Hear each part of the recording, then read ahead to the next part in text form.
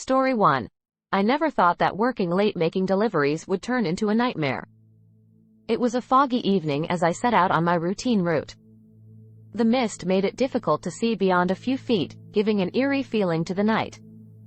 As I drove down the quiet streets, I couldn't shake off the sense that someone or something was watching me.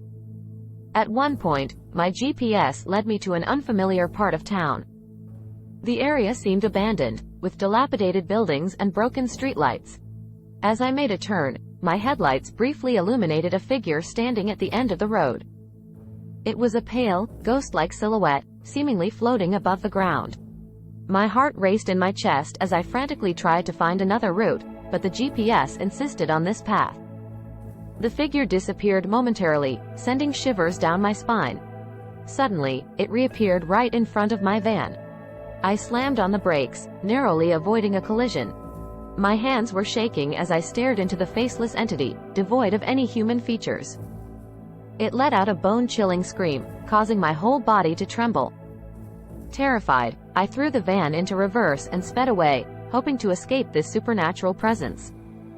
But no matter how fast I drove, it seemed to always be just a step behind, always looming in my rearview mirror. I could feel its cold, lifeless breath on the back of my neck. Story 2. Working late making deliveries often made me feel like a nocturnal creature, navigating the city in the darkness. But tonight, there was something different in the air.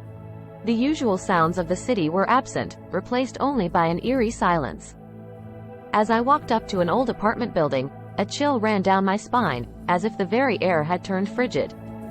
Something felt off as I entered the building, a sense of being watched from the shadows. The flickering lights in the hallway added to the sense of unease.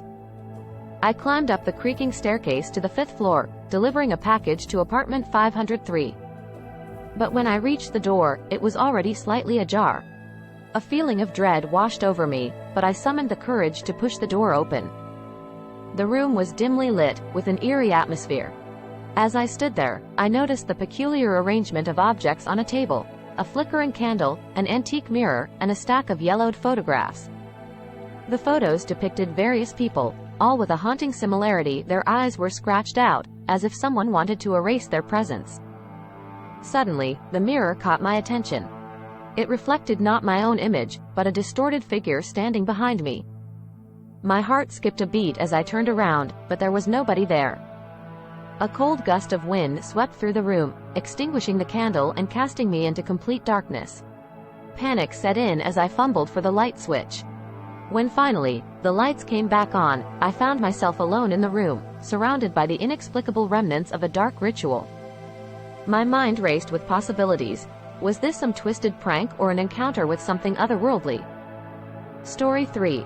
Working late making deliveries meant witnessing the city at its most vulnerable, when the streets were empty and shadows loomed large.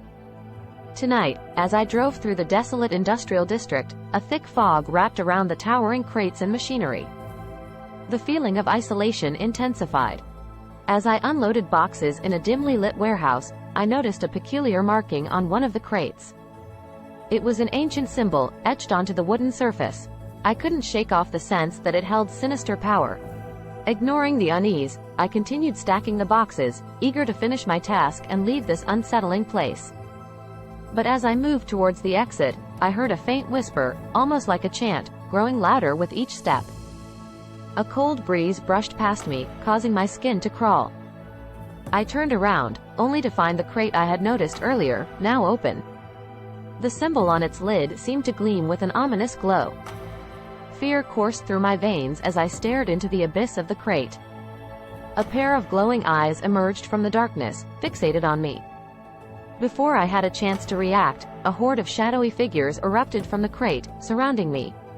Panic consumed me as they closed in, their eerie whispers echoing in my ears. I tried to make a run for it, but they were faster, stronger. Their icy touch sent shivers down my spine as they dragged me towards the crate. The shadows whispered in a language I couldn't understand, their voices filled with malice. As I was pulled closer to the darkness, I felt my energy being drained, my existence fading into nothingness. In those final moments, I realized the malevolent force trapped within that crate had been unleashed, and I was doomed to become a mere